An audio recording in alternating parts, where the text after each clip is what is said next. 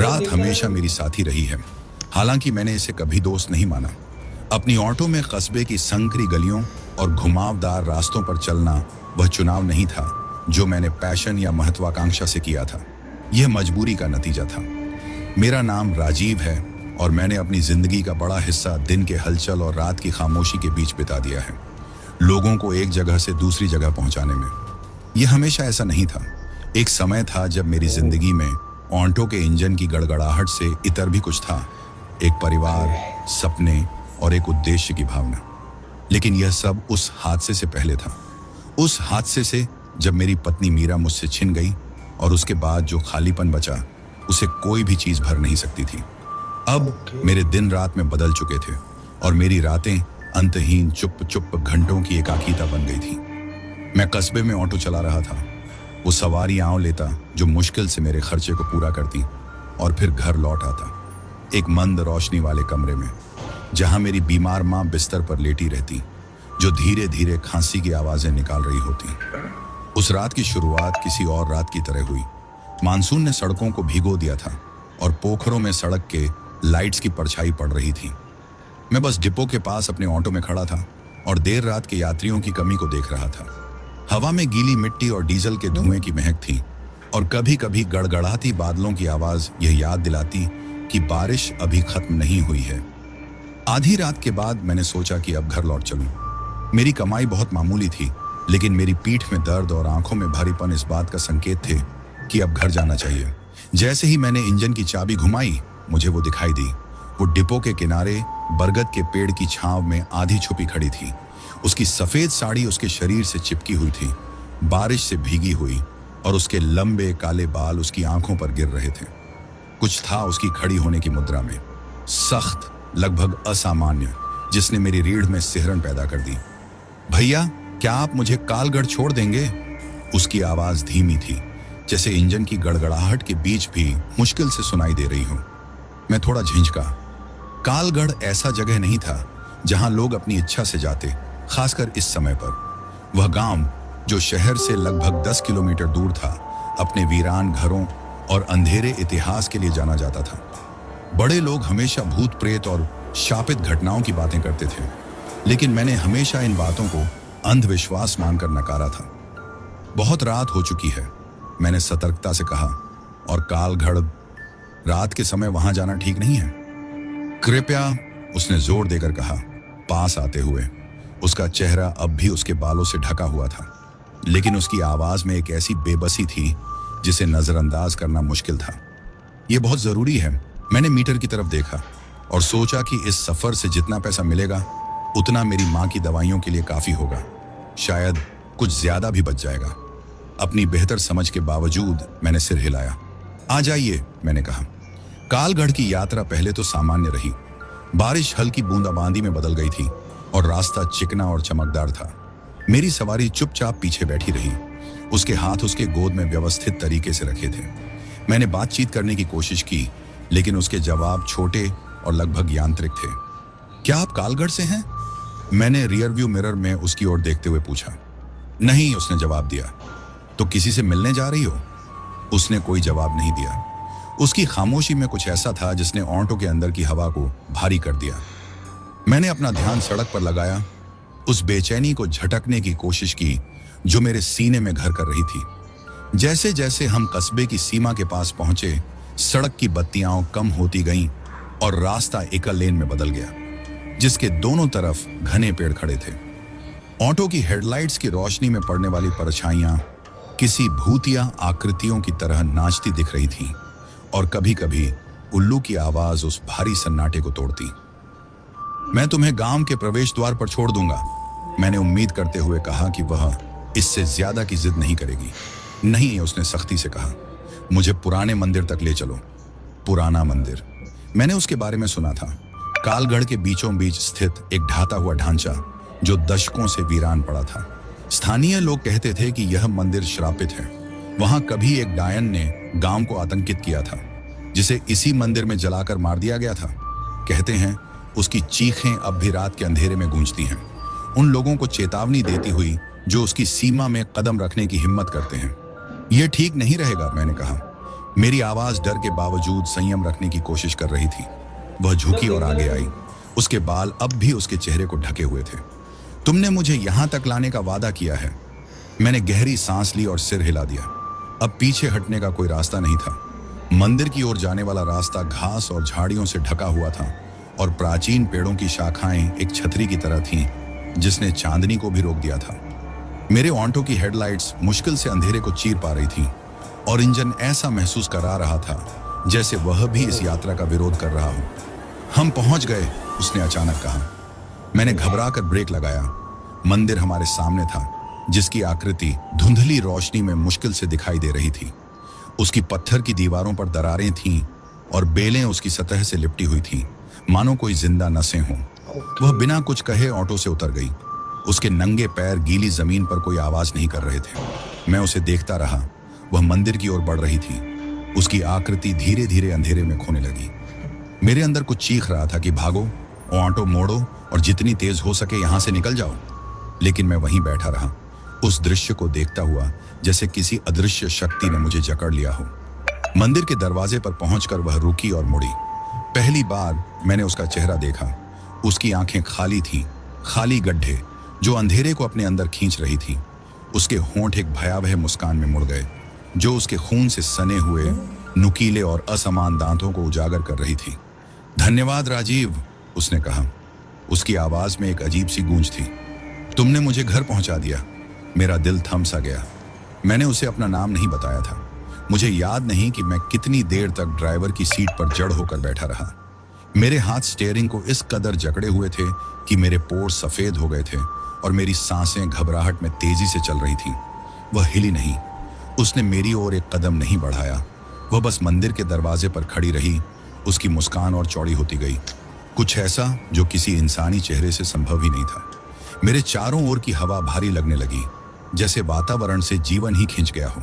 मेरे ऑटो का इंजन अचानक बंद हो गया और मैं गहरे सन्नाटे में डूब गया, जहां बारिश की हल्की आवाज भी गायब हो गई। मैं भाग जाना चाहता था। हर एक चेतना मुझे वहां से भागने को कह रही थी, लेकिन मेरा शरीर मेरा साथ नहीं दे रहा था। फिर जैसे वह आई थी, वैसे ही अचानक वह मंदिर के अंदर चली गई, अंधेरे में गायब हो गई। यहीं से मुझे हिलने की ताकत मिली। मैंने कांपते हाथों से चाबी घुमाई, इंजन स्टार्ट होने की प्रार्थना की। इंजन खांसा और हिचका, मानो चलने से इनकार कर रहा हो। हर नाकाम कोशिश मेरे डर को और बढ़ा रही थी। आखिरकार इंजन चालू हुआ और मैंने बिना रुके एक्सेलरेटर दबा दिया। ऑटो उबड़ खाबड़ रास्ते पर उछलते हुए भागा। मेरे हाथ स्टीयरिंग पर कांप रहे थे और मेरी आंखें हर कुछ सेकंड में रियर व्यू मिरर की तरफ जाती। रास्ता अंतहीन लग रहा था। दोनों ओर के पेड़ झुकते हुए लग रहे थे, मानो मुझे रोकने की कोशिश कर रहे हों। फिर फुसफुसाहटें शुरू हुई, धीमी और अस्पष्ट, लेकिन साफ सुनाई दे रही थी। राजीव, मेरा नाम हवा में तैरता हुआ। मैंने पीछे मुड़कर नहीं देखा। जब तक मैं कस्बे के किनारे पहुंचा, मेरी पूरी शर्ट पसीने से भीग चुकी थी, जबकि हवा में ठंडक थी। मैंने ऑटो स्टैंड पर ऑटो रोका और बाहर निकलते ही लड़खड़ा गया। मेरी टांगें मुझे मुश्किल से संभाल पा रही थीं। वहां बाकी ड्राइवर अभी भी थे। वे आग के पास बैठे हुए थे, कहानियां और हंसी साझा कर रहे थे। उनकी आवाज ने मुझे थोड़ी राहत दी, मानो उन्होंने मुझे फिर से वास्तविकता में खींच लिया हो।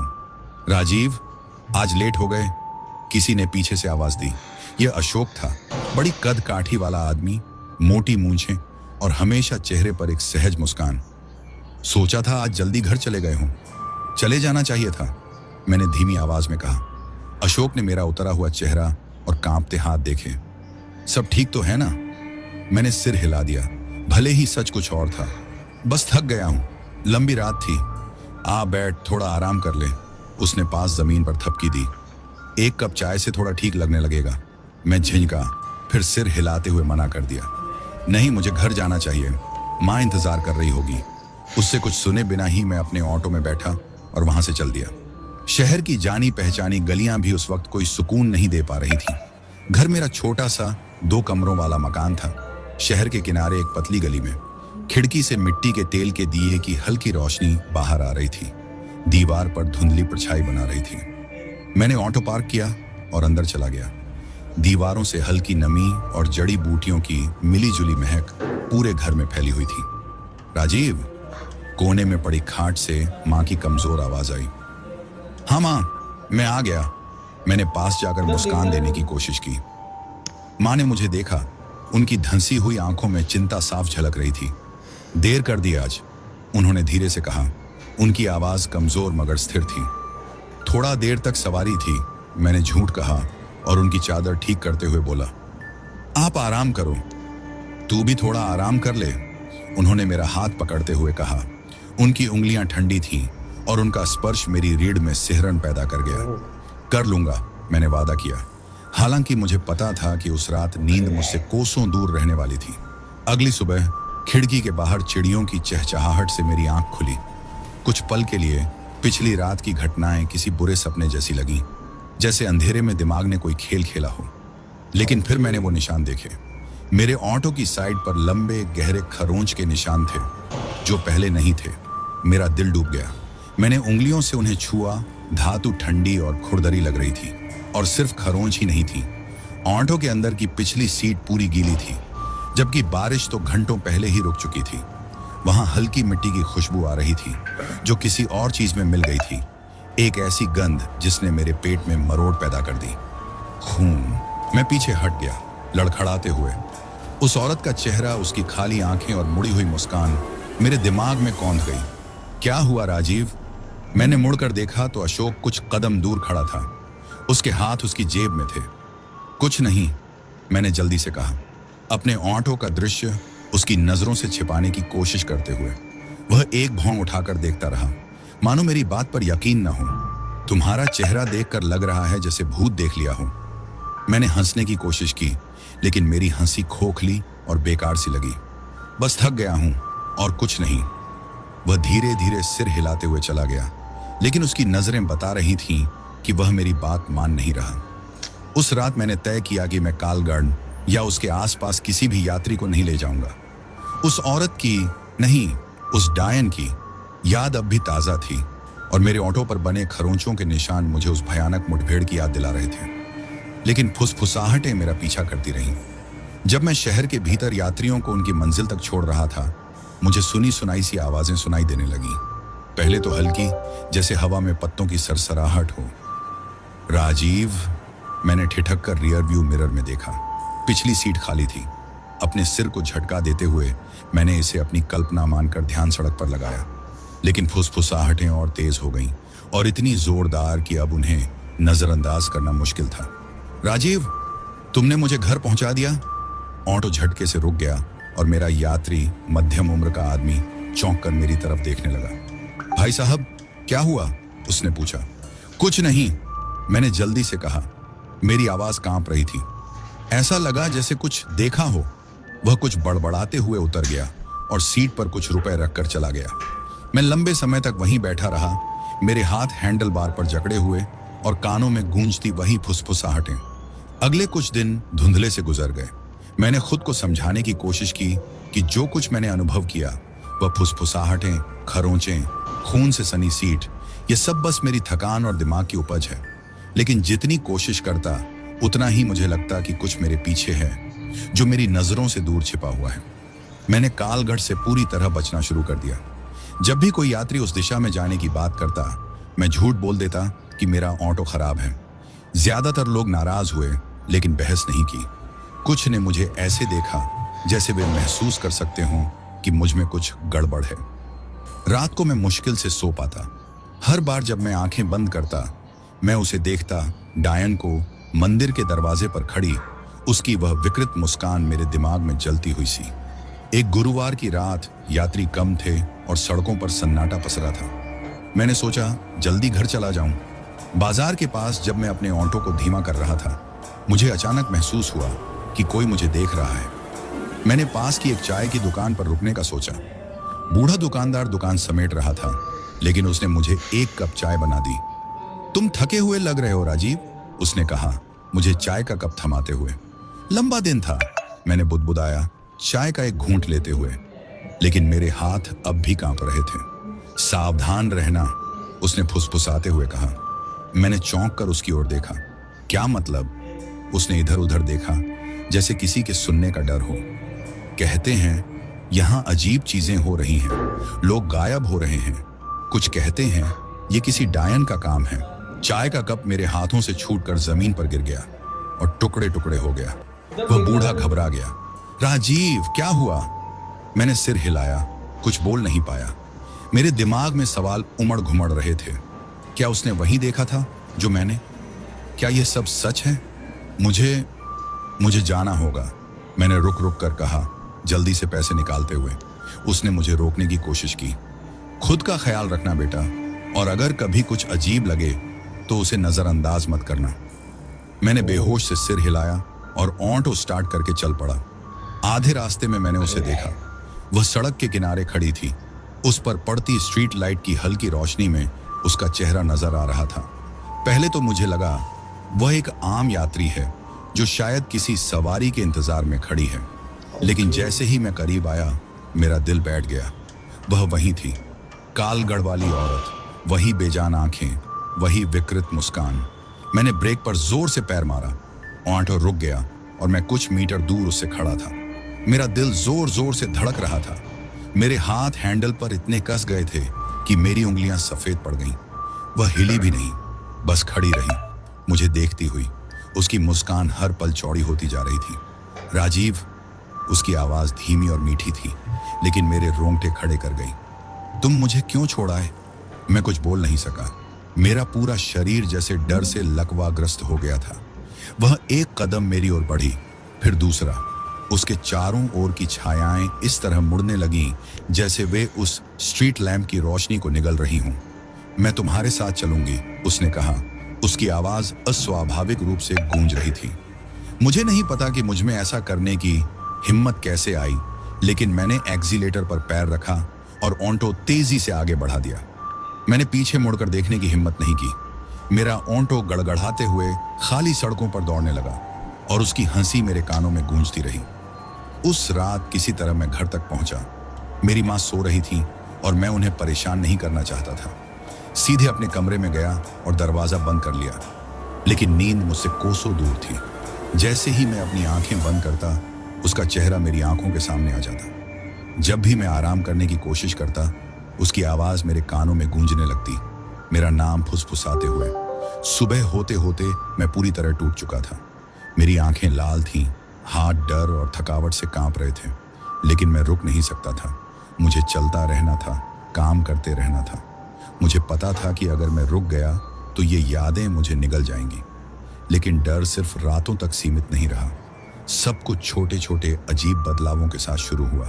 परछाइयां जो बिना किसी वजह के हिलती थीं, मेरे ऑटो पर अजीब निशान जिन्हें मैंने साफ करने के बाद भी देखा। यात्री शिकायत करते थे कि पीछे से गंदी बदबू आ रही है, जबकि वहां कुछ भी नहीं था।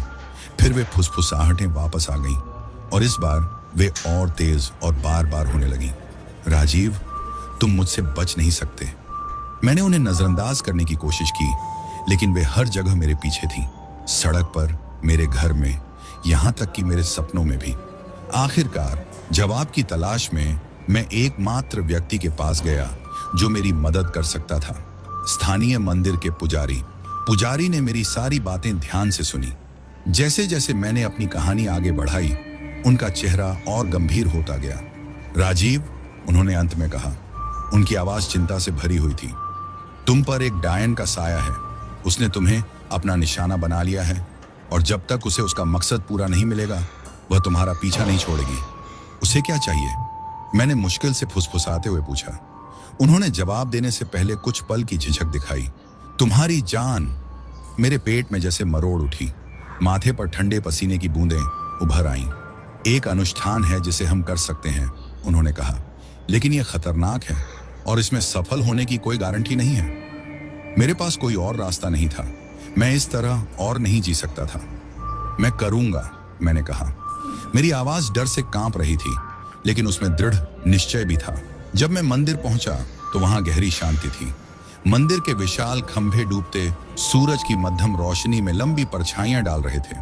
पुजारी ने मुझे संध्या के समय आने को कहा था, ये कहते हुए कि यही वह समय है जब दुनियाओं के बीच का पर्दा सबसे पतला होता है और अनुष्ठान सफल हो सकता है। मेरा दिल तेजी से धड़क रहा था जब मैंने मंदिर के अंदर कदम रखा। हवा में अगरबत्ती की महक फैली हुई थी। पुजारी वेदी पर मेरा इंतजार कर रहे थे। उनका चेहरा गंभीर था। उनके सामने कुछ चीजें सजी हुई थीं। तेल और जड़ी बूटियों से भरे कटोरे, एक पीतल का त्रिशूल और एक काले रंग का मिट्टी का घड़ा जिस पर अजीब अजीब से चिन्ह बने हुए थे। क्या तुम तैयार हो राजीव? उन्होंने शांत लेकिन दृढ़ आवाज में पूछा। मैंने सिर हिलाया। हालांकि खुद को लेकर मुझे कोई यकीन नहीं था। मेरा डर एक ठंडी चादर की तरह मुझे चारों ओर से लपेटे हुए था।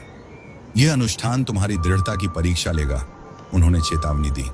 जो कुछ भी तुम देखो या सुनो, डर मत दिखाना। डायन डर से अपनी शक्ति खींचती है। मैंने गहरी सांस ली और एक बार फिर सिर हिलाया। मैं समझता हूं। पुजारी ने मुझे फर्श पर सफेद चूर्ण से बनाए गए एक चक्र के केंद्र में बैठने का इशारा किया।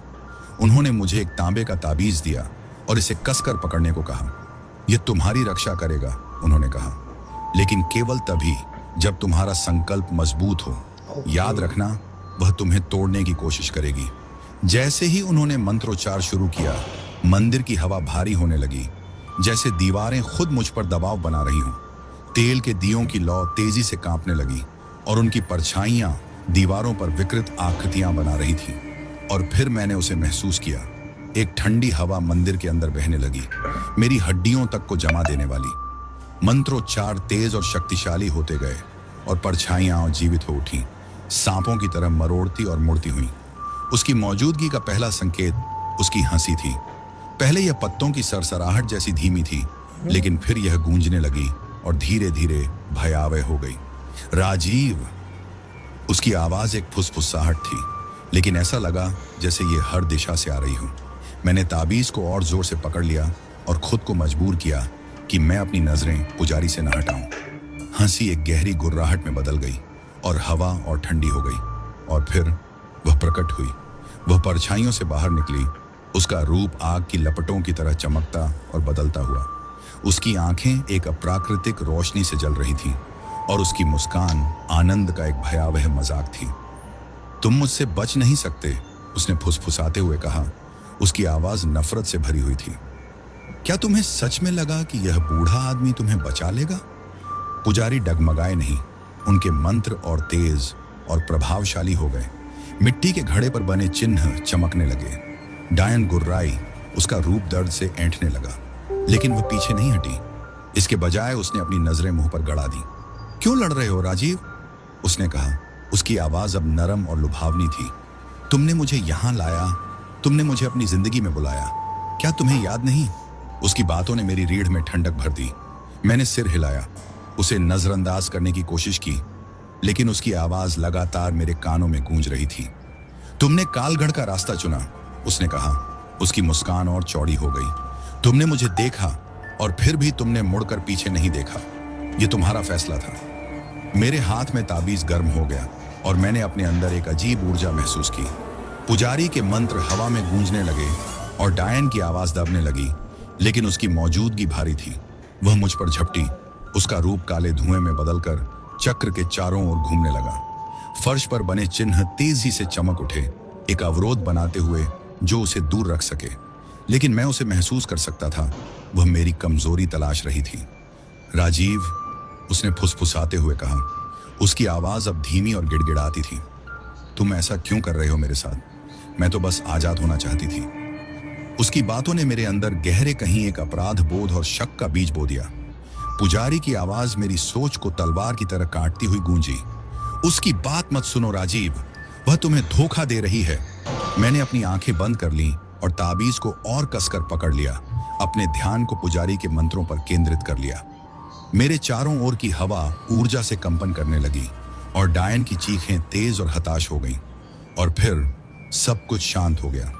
जब मैंने अपनी आंखें खोली तो वह जा चुकी थी। परछाइयां अब सामान्य और निश्चल थीं और हवा फिर से स्थिर हो गई थी। पुजारी वेदी के पास गिर पड़े। उनका चेहरा पीला और पसीने से लथपथ था। सब खत्म हो गया, उन्होंने कहा। उनकी आवाज कमजोर लेकिन दृढ़ थी। मुझे राहत महसूस करनी चाहिए थी, लेकिन इसके बजाय एक गहरी बेचैनी ने मुझे घेर लिया। मंदिर बहुत शांत था, बहुत खाली, मानो वहां से कुछ महत्वपूर्ण छीन लिया गया हो। क्या वह चली गई? मैंने झिझकते हुए पूछा। पुजारी का चेहरा गहरा हो गया। फिलहाल के लिए, लेकिन वह बहुत ताकतवर है राजीव। वह इतनी आसानी से हार मानने वाली नहीं है। अगले कुछ दिनों तक मैंने खुद को समझाने की कोशिश की कि बुरा वक्त अब खत्म हो गया है। अजीब घटनाएं बंद हो चुकी थीं और हफ्तों में पहली बार मुझे ऐसा लगा कि मैं चैन से सांस ले सकता हूं। लेकिन मेरे अंदर कहीं गहराई में मुझे पता था कि यह खत्म नहीं हुआ है। वह केवल कोई आम आत्मा नहीं थी जो मेरे ऑंटो में सवार हुई थी। वह उससे कहीं ज्यादा ताकतवर और खतरनाक थी। और मुझे धीरे धीरे एहसास हो रहा था कि हमारा रिश्ता उस सीमा से कहीं ज्यादा गहरा था जिसे मैं समझ सका। एक रात जब मैं अपने बिस्तर पर लेटा था, मैंने फिर सुना पत्तियों की हल्की सरसराहट और उसके बाद हंसी की गूंज और फिर उसकी आवाज, राजीव तुम मुझसे बच नहीं सकते। अगले कुछ दिन डर और इनकार के बीच बीत गए। पुजारी ने यकीन दिलाया था कि पूजा ने उसके बंधन को तोड़ दिया है, लेकिन उसके शब्दों की गूंज और डरावने सपनों ने एक अलग ही कहानी सुनाई। कुछ बदला था, लेकिन पूरी तरह से खत्म नहीं हुआ। मैंने अपने जीवन को सामान्य दिखाने की कोशिश की। शहर की भीड़ भाड़, ऑटो में सवारियां और रोजमर्रा की बातें, सब कुछ मेरे अंदर चल रहे तूफान के पीछे फीका लगने लगा। लेकिन वह हमेशा मेरे आसपास थी। शुरुआत में यह सब बहुत सूक्ष्म था। मेरा ऑटो अक्सर बाजार के पास एक ही जगह आकर बंद हो जाता। स्ट्रीट लाइट्स मेरे गुजरते ही टिमटिमाने लगती और कभी कभी फुसफुसाहट की हल्की आवाज मुझे अंदर तक झकझोर देती। एक रात जब मैंने एक सवारी को शांत इलाके में उतारा तो मुझे कुछ दिखा। मेरे ऑटो के बैक मिरर में हलचल हुई, एक ऐसी हलचल जिसे समझाना मुश्किल था। एक धुंधली आकृति, बेजान और टेढ़ी मेढ़ी, पीछे की सीट पर बैठी हुई थी। मेरा खून जम गया। मैंने तुरंत पलट कर देखा। दिल जोर जोर से धड़क रहा था, लेकिन पीछे कोई नहीं था। सीट खाली थी। फिर भी जलती हुई मिट्टी की हल्की गंध हवा में तैर रही थी। असली डर तब शुरू हुआ जब मैंने निशान देखा। यह मेरे कलाई पर था, एक जला हुआ सा काला हाथ का निशान। यह पहले कभी नहीं दिखा था और लाख कोशिशों के बावजूद यह हटने का नाम नहीं ले रहा था। यह लगातार जलता और खुजाता, जैसे कोई इसे जिंदा रखने की कोशिश कर रहा हो। अगली सुबह मैं फिर मंदिर गया। इस बार मेरा चेहरा डर और लाचारी से भरा हुआ था। पुजारी ने मेरी कलाई पर निशान देखते ही गहरी सांस ली। मैंने कहा था वह बहुत ताकतवर है। उन्होंने कहा, यह खत्म नहीं हुआ है राजीव, उसने तुम्हें निशान दे दिया है। इसका क्या मतलब है? मैंने कांपती आवाज में पूछा। इसका मतलब है कि वह तुमसे जुड़ चुकी है, उन्होंने समझाया। पूजा ने उसकी ताकत कमजोर कर दी थी, लेकिन उसे नष्ट नहीं किया। यह निशान उसका जरिया है ताकत पाने का। वह तुम्हें फिर से अपने जाल में खींचने की कोशिश कर रही है। मेरे चेहरे का खून सूख गया। अब क्या करूं? पुजारी ने कुछ देर चुप रहकर जवाब दिया। उनकी नजरों में गहरी सहानुभूति थी। तुम्हें उसका सामना करना होगा, सिर्फ उसकी आत्मा का नहीं, बल्कि उस वजह का भी जिसकी वजह से वह तुमसे जुड़ी है। कुछ ऐसा है जो अधूरा है और वह उसी से बंधी हुई है। मैं चिल्लाना चाहता था। किसी चीज का सामना कैसे करता जिसे मैं समझ भी नहीं पाया। जवाब पाने की जिद में मैंने कालगढ़ की कहानी खंगालनी शुरू की। गांव वाले बात करने से कतराते थे। उनके चेहरे केवल उसका नाम सुनकर पीले पड़ जाते। लेकिन धीरे धीरे टुकड़ों में कहानी सामने आने लगी। वह कभी एक औरत थी, खूबसूरत और दयालु। उसका नाम रूपा था, लेकिन उसकी खूबसूरती ही उसका अभिशाप बन गई। गांव का मुखिया, एक निर्दयी और ताकतवर आदमी, उसे जबरदस्ती शादी के लिए मजबूर करने लगा। जब उसने मना कर दिया तो उसने झूठे आरोप लगाकर उसे डायन करार दे दिया। उसके बाद जो हुआ वह किसी का भी दिल दहला सकता था। गांव वालों ने उस पर टूट पड़ने में कोई कसर नहीं छोड़ी। अंधविश्वास और डर के चलते उन्होंने उसे मंदिर तक घसीटा और जिंदा जला दिया। लेकिन आग की लपटों में समाने से पहले उसने बदला लेने की कसम खाई। उसका शाप सिर्फ गांव पर नहीं, बल्कि उस हर शख्स पर था जो बुरी नीयत के साथ उसके इलाके में कदम रखेगा। मेरे रोंगटे खड़े हो गए। क्या मैंने अनजाने में कालगढ़ में घुसकर उसका गुस्सा भड़का दिया था, या फिर इससे भी ज्यादा कुछ था जिसे मैं समझ नहीं पा रहा था? उस रात वे सपने फिर से लौट आए। मैं खुद को मंदिर में खड़ा हुआ पाया। चारों ओर जलती हुई आग की लपटें दीवारों पर डरावने साए बना रही थीं। रूपा मेरे सामने खड़ी थी। उसका रूप एक खूबसूरत औरत से बदलकर भयानक डायन में तब्दील हो रहा था। तुम मुझसे भाग नहीं सकते राजीव, उसने कहा। उसकी आवाज दर्द और गुस्से से भरी हुई थी। तुम मेरी निशानी लिए फिर रहे हो, मेरा दर्द अब तुम्हारा बोझ है। मैं पसीने से लथपथ जाग गया। मेरी कलाई पर बना निशान जलने लगा, मानो आग की लपटें उसमें से फूट रही हों। अगले कुछ हफ्तों में मेरी जिंदगी पूरी तरह बर्बाद हो गई। मेरी सवारियां मुझसे कतराने लगीं। उनका कहना था कि मेरे ओमंटो में बैठते ही उन्हें अजीब सा डर महसूस होता था। मेरे दोस्त भी धीरे धीरे दूर होने लगे। उनकी चिंता अब डर में बदल चुकी थी। यहाँ तक कि मेरी माँ भी यह बदलाव देख चुकी थी। उसने मुझसे मिन्नतें की कि मैं गाड़ी चलाना छोड़ दूं, इस शहर को छोड़कर कहीं और जाकर नई जिंदगी शुरू करूं। लेकिन मुझे पता था कि इसका कोई फायदा नहीं होगा। रूपा जहां भी मैं जाऊंगा मेरा पीछा करेगी। फुसफुसाहटें अब और तेज हो चुकी थीं। अंधेरे साए और भी डरावने हो गए थे। हर बार जब मैं अपनी आंखें बंद करता तो मुझे उसका चेहरा दिखाई देता, उसकी विकृत मुस्कान, उसकी जलती हुई आंखें। और फिर एक रात वह मेरे कमरे में आ गई। मैं उसकी हंसी की आवाज से जागा, गहरी, डरावनी और गूंजती हुई। वह मेरे बिस्तर के पैराने खड़ी थी। उसके शरीर पर अंधेरा छाया हुआ था। तुम मुझसे क्यों लड़ रहे हो राजीव? उसने कहा। उसकी आवाज नफरत से भरी हुई थी। तुम अपने भाग्य से बच नहीं सकते। मैं घबराकर बिस्तर से नीचे उतर गया। मेरी पीठ दीवार से सटी हुई थी। तुम मुझसे चाहती क्या हो? मैं चीख पड़ा। उसकी मुस्कान और चौड़ी हो गई। उसने एक कदम आगे बढ़ाया। मुझे इंसाफ चाहिए, मुझे आजादी चाहिए, और इसमें तुम मेरी मदद करोगे। पुजारी के शब्द मेरे कानों में गूंज उठे। तुम्हें उसका सामना करना होगा। मैं समझ गया था कि अब मेरे पास और कोई रास्ता नहीं बचा था। अगर मुझे इस सब का अंत करना था तो मुझे उसका सामना करना ही होगा। मुझे उसके क्रोध के पीछे की सच्चाई जाननी ही होगी।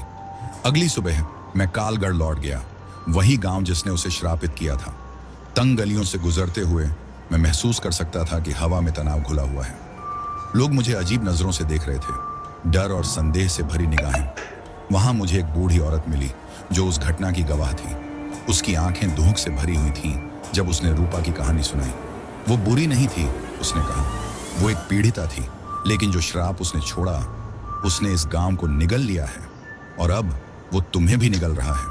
मैंने उससे पूछा कि इसे कैसे तोड़ा जा सकता है, लेकिन उसने सिर हिला दिया। तुम्हें उससे ही पूछना होगा। सिर्फ वही जानती है कि उसे मुक्त कैसे किया जा सकता है। कालगढ़ की ओर लौटते वक्त मेरा दिल भारी हो गया था। ऐसा लग रहा था जैसे खुद जमीन भी मेरे आने का विरोध कर रही हो। गांव में सन्नाटा पसरा हुआ था। लोग मुझे देखकर अपने घरों के दरवाजे और खिड़कियां बंद कर रहे थे। ऐसा लगता था जैसे उन्हें पता हो कि मैं क्या करने वाला हूं, और वो इसमें शामिल नहीं होना चाहते। बूढ़ी औरत ने मुझे वो जगह बताई थी जहां रूपा को जिंदा जलाया गया था। गांव के बाहर की एक खुली जगह जो अब झाड़ियों और सूखे पेड़ों से ढक चुकी थी। वहां की हवा बोझिल और खामोश थी। मुझे ऐसा लगा जैसे उस खामोशी में उसकी चीखों की गूंज अभी भी मौजूद हो। पुजारी ने मुझे अकेले जाने से मना किया था, लेकिन मैं जानता था कि यह एक ऐसा काम है जो मुझे अकेले ही करना होगा। मैंने उसकी दी हुई ताबीज अपने गले में पहन रखी थी। पहले वो मुझे सुरक्षा देती थी, लेकिन अब वो भी ठंडी पड़ गई थी। उस जगह खड़े होकर मैंने उसका नाम पुकारा। रूपा, मुझे पता है कि तुम यहीं हो। मेरी आवाज कांप रही थी, लेकिन मैंने खुद को संभाला। अगर तुम चाहती हो कि मैं तुम्हें मुक्त करूं, तो मुझे बताओ कैसे। मैं तुम्हारे बिना यह नहीं कर सकता। कुछ पल तक कोई आवाज नहीं आई। फिर अचानक हवा तेज हो गई। पत्ते सरसराने लगे और उनके बीच एक हल्की तिरस्कार भरी हंसी सुनाई दी। तुम समझते हो कि तुम मुझे बचा सकते हो? उसकी आवाज हर तरफ गूंज रही थी, जहरीली और गूढ़। क्या तुम्हें पता भी है कि तुम किस चीज की मांग कर रहे हो? उसकी परछाइयों से एक आकृति उभरी। वो अब इंसानी रूप में दिख रही थी। उसकी सुंदरता अब उसकी राक्षसी विशेषताओं से मुक्त थी, लेकिन उसकी आंखें, वो जलती हुई इल्जाम लगाने वाली आंखें, अब भी वैसी ही थी। तुम नहीं समझते राजीव, उसने कहा। उसकी आवाज धीमी थी लेकिन कड़वाहट से भरी। यह न्याय का सवाल नहीं है, यह प्रतिशोध का सवाल है। उन्होंने मुझसे सब कुछ छीन लिया और अब उन्हें इसकी कीमत चुकानी होगी। उसके शब्द सुनकर मेरी रीढ़ में सिहरन दौड़ गई। तुम्हारा मतलब क्या है? मैंने धीरे से पूछा। वो मेरे करीब आई और हर कदम के साथ हवा ठंडी होती गई। तुम सिर्फ कोई अनजान शिकार नहीं हो राजीव, उसने कहा। तुम उनसे जुड़े हो, उन लोगों से जिन्होंने मेरे साथ ये सब किया। मैंने अपना सिर हिलाया उलझन में। मैं उन्हें जानता भी नहीं, मैं पहले कभी यहां नहीं आया। वो हंसी, एक खाली कटु हंसी। शायद तुम नहीं, लेकिन तुम्हारा खून, तुम्हारा परिवार, तुम्हारे पूर्वज इसी गांव से थे, है ना? वो वहीं खड़े रहे और कुछ नहीं किया जब मुझे जिंदा जलाया गया। उन्होंने मुझे तड़पने दिया। उसकी बातों ने मुझे भीतर तक झकझोर दिया। मैं नहीं जानता था कि वो सच कह रही थी या नहीं, लेकिन उसके इल्जाम का वजन मुझ पर साफ महसूस हो रहा था। तुम उनके गुनाह अपने साथ लेकर चल रहे हो, उसने आगे कहा। उसकी आवाज तेज हो गई। और अब तुम उनकी सजा भी भुगतोगे। मैं घुटनों के बल गिर पड़ा। उसकी बातों का एहसास मेरे ऊपर लहरों की तरह हावी हो रहा था। अगर वो सच कह रही थी तो यह सिर्फ मेरे बारे में नहीं था, यह अतीत के पापों और पीढ़ियों से चले आ रहे जख्मों के बारे में था। तुम मुझसे क्या चाहती हो? मैंने कांपती आवाज में पूछा। वो झुकी और मेरी आंखों में घूरते हुए बोली, मैं चाहती हूं कि वो मेरे दर्द को महसूस करें। उसने कहा, मैं चाहती हूं कि वो उसी तरह तड़पें जैसे मैंने तड़पते हुए अपनी जान गंवाई। मैंने अपना सिर हिलाया। मैं ऐसा नहीं कर सकता। मैं निर्दोष लोगों को नुकसान नहीं पहुंचा सकता। उसका चेहरा काला पड़ गया। निर्दोष? उसने गुस्से में कहा। वो कुछ और हो सकते हैं, पर निर्दोष नहीं। उनके पूर्वजों का खून उनके हाथों पर है, और तुम्हारे भी। लेकिन अगर तुम मेरी मदद नहीं करोगे तो तुम भी उनकी ही तरह खत्म हो जाओगे। उसकी बातों ने मुझे चुनौती और धमकी दोनों ही महसूस कराई। अगर कोई और रास्ता हो तो? मैंने बेबसी से पूछा। अगर मैं तुम्हें बिना किसी और को नुकसान पहुंचाए शांति दे सकूं? वो कुछ पल तक खामोश रही। उसकी आकृति एक बुझते हुए दिए की तरह कांपने लगी। शांति? उसने धीरे से कहा। उसकी आवाज अब थोड़ी नरम हो गई थी। इतना सब होने के बाद तुम समझते हो कि मैं शांति की हकदार हूं? मैंने सिर हिलाया। मेरा दिल तेजी से धड़क रहा था। हर कोई शांति का हकदार होता है रूपा, तुम भी। रूपा ने मुझे एक तक देखा, मानो समय थम गया हो। उसकी नजरें अनकही बातें कह रही थीं, जिनका मतलब समझना मुश्किल था। आखिरकार उसने एक गहरी सांस ली और उसकी आकृति और सजीव हो गई। अगर तुम सच में ये करना चाहते हो, उसने कहा। उसकी आवाज में एक गंभीर चेतावनी थी। तो एक रास्ता है, लेकिन इसकी कीमत चुकानी पड़ेगी। मुझे क्या करना होगा? मैंने पूछा, खुद को उसकी अगली बात सुनने के लिए तैयार करते हुए। वह कुछ कदम पीछे हटी और उसकी आकृति धुंध में बदल गई। आधी रात को मंदिर में मिलना, उसने कहा। ताबीज लेकर आना और खुद को तैयार कर लेना, जो कुछ भी होगा उसके लिए। इसके बाद वह गायब हो गई, मुझे जंगल के उस वीराने में अकेला छोड़कर। जब मैं मंदिर पहुंचा तो वहां का माहौल अजीब तरह की ऊर्जा से भरा हुआ था। हवा में हल्की गड़गड़ाहट थी और अंधेरे में छायाएं पानी की लहरों की तरह हिलती हुई महसूस हो रही थीं। वहां का पुजारी पहले से मौजूद था। उसकी आंखों में चिंता की गहरी लकीरें थीं। मुझे पता है तुम क्या करने जा रहे हो, उसने कहा, और मैं तुम्हें रोकूंगा नहीं। लेकिन याद रखना, एक बार शुरू किया तो वापस लौटने का कोई रास्ता नहीं है। मैंने सिर हिलाया, अपने इरादे को मजबूत करते हुए। मेरे पास कोई और विकल्प नहीं है। उसने मुझे तेल का एक कटोरा और जड़ी बूटियों का एक गुच्छा थमाया। इन्हें वेदी पर रखना, उसने कहा, और जो भी हो जाए गोले से बाहर मत जाना। मैंने उसकी बात मानी। तावीज मेरे गले में लटका हुआ था और उसका वजन मेरी आत्मा पर महसूस हो रहा था। जैसे ही घड़ी ने 12 बजाए, रूपा प्रकट हुई। उसकी आकृति हल्की रोशनी में चमक रही थी। क्या तुम तैयार हो? उसने पूछा। उसकी आवाज शांत लेकिन तीव्र थी। मैंने सिर हिलाया, भले ही मेरा दिल तेजी से धड़क रहा था। अनुष्ठान शुरू हुआ।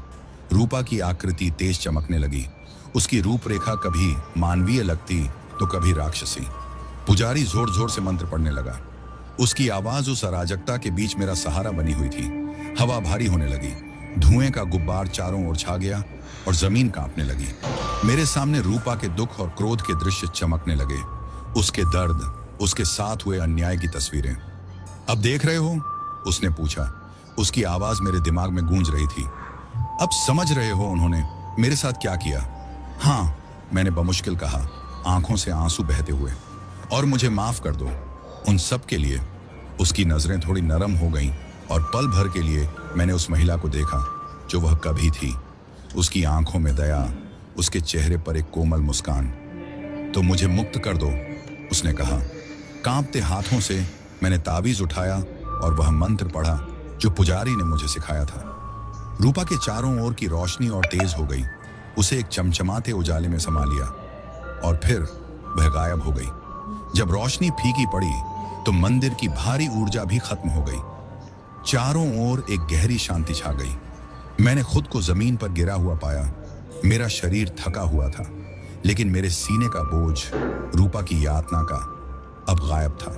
पुजारी ने मेरे कंधे पर हाथ रखा।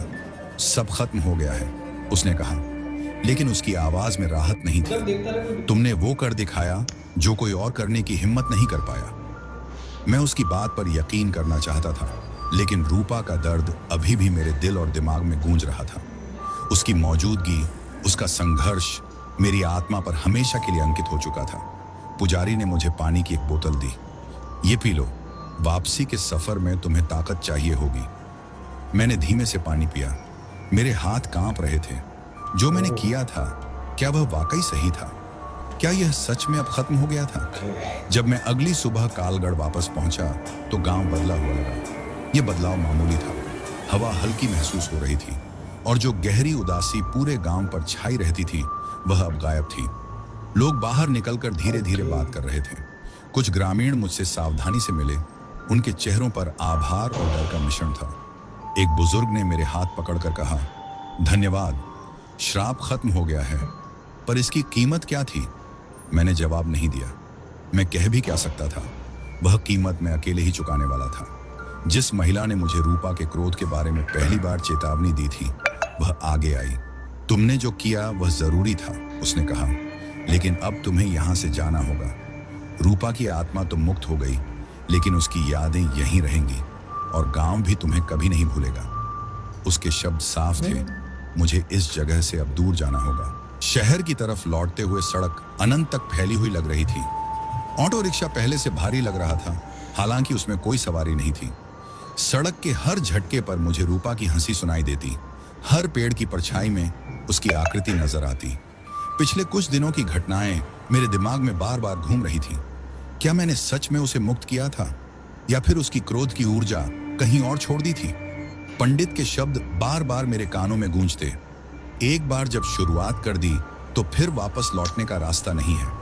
मैंने उससे वादा किया था उसे शांति दिलाने का, लेकिन क्या मैंने सचमुच ऐसा किया, या फिर मैंने कुछ ऐसा मुक्त कर दिया जिसे मैं पूरी तरह समझ नहीं पाया?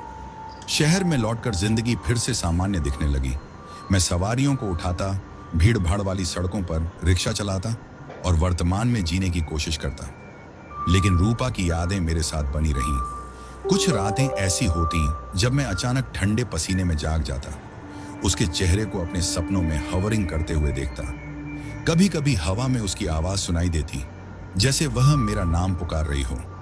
एक शाम जब मैं व्यस्त चौराहे पर खड़ा था, मैंने उसे अपने रियर व्यू मिरर में देखा।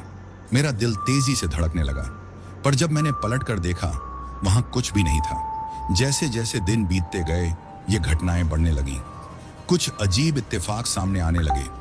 कभी कालगढ़ के खेतों का फूल मेरी डैशबोर्ड पर रखा मिलता, तो कभी मेरे फ्यूल गेज का स्तर बिना किसी वजह के ऊपर नीचे होने लगता, जैसे कोई अदृश्य शक्ति इसे नियंत्रित कर रही हो। अब यह साफ था कि मेरी और रूपा की कहानी अभी खत्म नहीं हुई थी। मैं एक बार फिर पंडित के पास गया, जवाबों की तलाश में। वो चली गई है ना? मैंने कम कंपाती आवाज में पूछा। पंडित ने गहरी सांस ली। उनकी आंखों में गंभीरता थी। उसकी आत्मा मुक्त हो चुकी है, लेकिन इसका मतलब यह नहीं कि वह पूरी तरह से शांति में है। कभी कभी अतीत का दर्द इतना गहरा होता है कि उसे छोड़ पाना मुश्किल हो जाता है। अब मुझे क्या करना चाहिए? मैंने लगभग गिड़गिड़ाते हुए पूछा। उन्होंने जवाब देने में थोड़ा समय लिया। तुम्हें एक बार फिर उसका सामना करना होगा, लेकिन इस बार यह उसके बारे में नहीं है, ये तुम्हारे बारे में है। तुम उसकी पीड़ा का बोझ अपने अंदर लेकर चल रहे हो। जब तक तुम खुद इसे स्वीकार नहीं करोगे, वह तुम्हारे साथ बनी रहेगी। मुझे समझ आ गया था कि मुझे क्या करना है। कालगढ़ लौटना अब मुमकिन नहीं था, लेकिन मैं रूपा का सामना अपने तरीके से कर सकता था। मैं शहर के बाहरी इलाके में एक सुनसान जगह पर गया, जहां दुनिया का शोर थम जाता था। वहां मैंने एक छोटी सी आग जलाई और ताबीज को उसके पास रखा। रूपा, मैंने आवाज दी। मेरी आवाज स्थिर थी।